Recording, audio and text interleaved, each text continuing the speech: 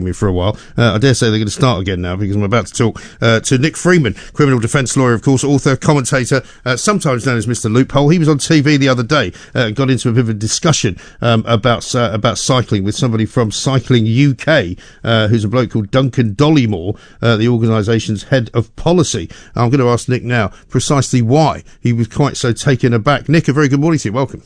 Good morning, Mike. Thanks very much indeed. Now, far be it from me to advise you on which programmes to go, but obviously, you know, this is the place where common sense is spoken, so you shouldn't be at all surprised if you go on Good Morning Britain and get met by somebody who doesn't make any sense. Well, Mr. Dollimore was a senior man with Cycling UK, and we were basically talking about going through red traffic lights for cyclists. Yes. And he just took the view that really it was fairly trivial, it was an inconvenience, it was an annoyance. Amazing. Which I was totally shocked about, because Mr. Dollimore used to be a lawyer, right. And he would know that actually it's a criminal offence. It's as simple as that. And it's very misleading and inaccurate to suggest to the public, well, look, you can do it, and it's a bit annoying. That was the inference given. I don't know whether that was his intention or not, but that was the message that was being conveyed, and that's why I sort of jumped down his throat a bit and said, look, this is illegal, and if a motorist does it, it's 3 points, and the whole point is, well, if in cars we go through red lights, we have a registration number, they know who it is, and we get prosecuted for it. If you're a cyclist, it's an offence. We're being told it's an annoyance, not really an offence, although we did concede it was an offence. Yes. We don't know who it is, and there isn't a point system in any event. So, where is the deterrent? Yeah, exactly right. There isn't a deterrent. I mean, these are the arguments that go round and round and round, particularly on social media, whenever you get the cyclists into a debate, because all they ever say is, cars kill far more people than cyclists do.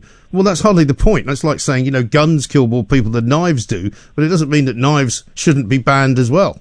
There seems to be a great reluctance by cyclists, and not all of them, some are very responsible, but there seems to be overall a great reluctance and unwillingness to engage in a sensible discussion. They're vitriolic, they're very hostile, and they don't want to accept any responsibility. And I feel that's the reluctance for wanting to have a tabard with a registration plate on, which would show who is actually cycling at any one time. And I've said many times before, and I think you agree with me, Mike, unless we know who is cycling, the level of responsibility really doesn't exist, because there's no accountability. No. And that's the root of the problem. And, I'm not suggesting for 1 minute that all car drivers drive perfectly.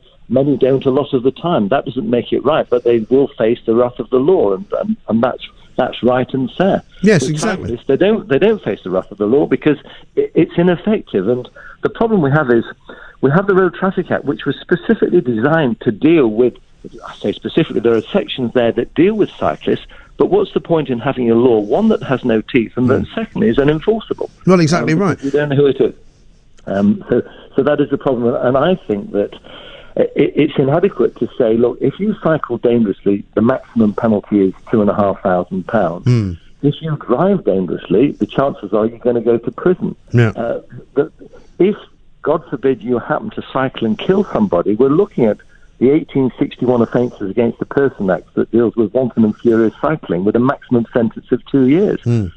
If you kill someone and that's if they can track you down, presumably. Of course. But, if you kill someone in a car, it's a 14-year maximum sentence, which the government are going to increase to a life sentence. So there is a huge disparity, and it does need to be addressed. And can I say, I'm not anti-cyclist. I'm very pro-cyclist. There should be a proper infrastructure for them, but they do need to take account of what they're doing. They need to cycle responsibly, and we need to know who you all are at any one time, including myself when I cycle. I'd obviously be very happy to comply with it as well. But this is why I always find it staggering when you get into conversations, and it sounds as though this guy Duncan Dollimore typifies a lot of the cycling fraternity that I end up getting mixed up with. They don't accept at all that they should be in any way kind of identifiable. I don't understand why that would be. Why wouldn't you want to have a safety-led system where everybody is identifiable who is on the road on any kind of contraption, whether it's a bicycle, whether it's an electric scooter, whether it's a motorbike, whether it's a car? Everybody should be in the same place. And then when they come up with things like, where are you going to put the number plate? Well, you identify the individual, don't you? You put it on their back or something. Exactly. You have a tabard that's actually to them, unlike a car which will go to a registered keeper, in my view, because it's a cycle and there isn't so much place. You have a system whereby it actually goes directly to them. They have their name and their address and contact details there. So, they can be traced if they did something that was unlawful. Yeah. But this all came about by Mr. Dollimore simply suggesting that, it was very trivial and inconvenient and slightly aggravating, whereas, in fact, this was from a lead person at British Cycling UK. It's actually a criminal offence. And, yes. Sending out messages like that does, one, suggest that we're above the law and it doesn't really apply to us, and two, it suggests an unwillingness to accept change. And we all need to change. There's been something like 1.3 million cycles being sold during lockdown, which is fantastic for the nation's health. But it also militates in favour. Well, it's not fantastic for the nation's roads, I'm afraid, Nick. No, it's the problem is we're sharing very limited space, and that's the other problem. You can't blame the cyclists for that. That's not their fault.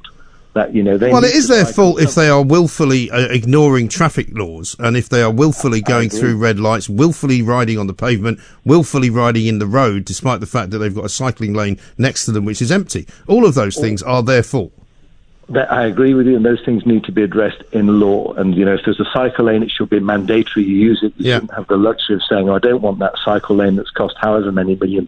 I'm gonna share the road." Yeah, I agree with you completely. It's unlawful to cycle on the pavement. They know that, and it's the same. Doesn't stop them. No, it doesn't stop them. It doesn't stop them. It won't stop until the system is changed. And that there was a poll at the end of this programme. I'm not going to mention the name because it wouldn't be appropriate on your excellent radio show. Thank you. But 85% of the people who listened to the debate felt that there should be a penalty point system in place for cyclists. There is a massive hunger for a change in the law.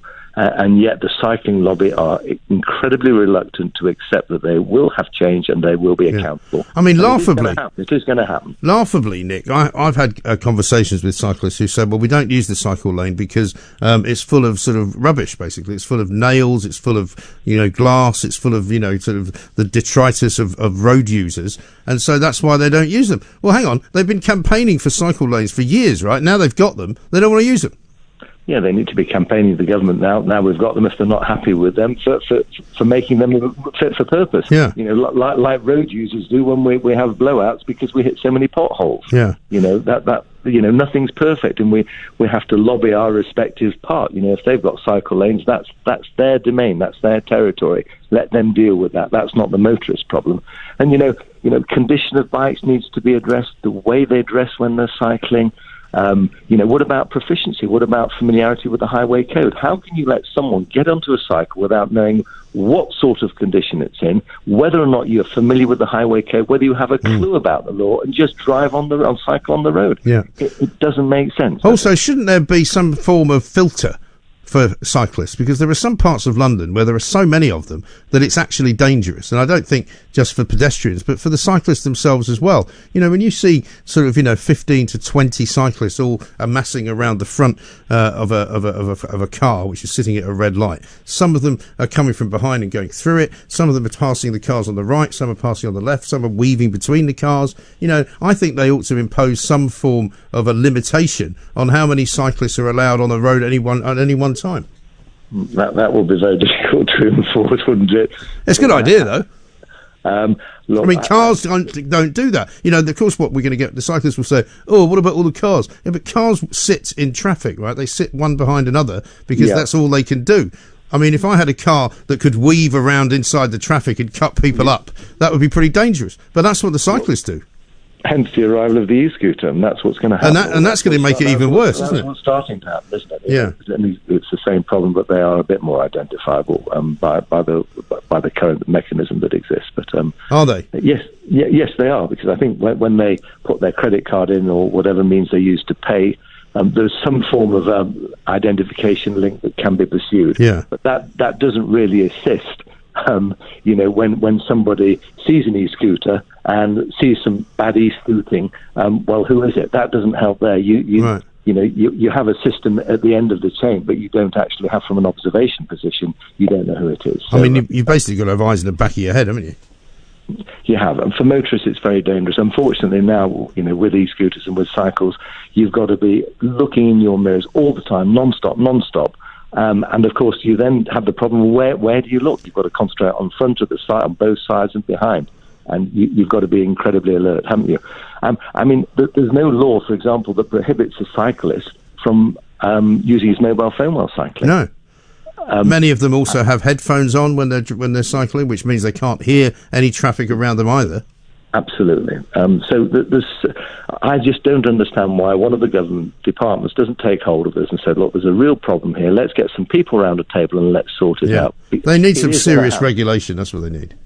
Of course it does. It does. And, you know, I think eventually that there are many cyclists who actually accept that this needs to happen, but they don't seem to be the one. It's the minority who are very resistant. I think there's a silent majority who accept that there should be some change, but it's the ones who cause the problems who are, of course, reluctant to accept it for reasons best known to them. Yes, indeed. Which we can speculate about. Right. Absolutely right. Well, listen, happy to help any time, Nick. Thank you very much indeed for talking to us. Nick Freeman, criminal defence lawyer, author, commentator, of course, as well. He's quite right. You know, the point is, if the head of UK Cycling, or Cycling UK, thinks that jumping a red light on a bike is simply a bit of an irritation, it's not actually against the law, then that pretty much tells you everything you need to know about the mentality of the cycling fraternity, doesn't it?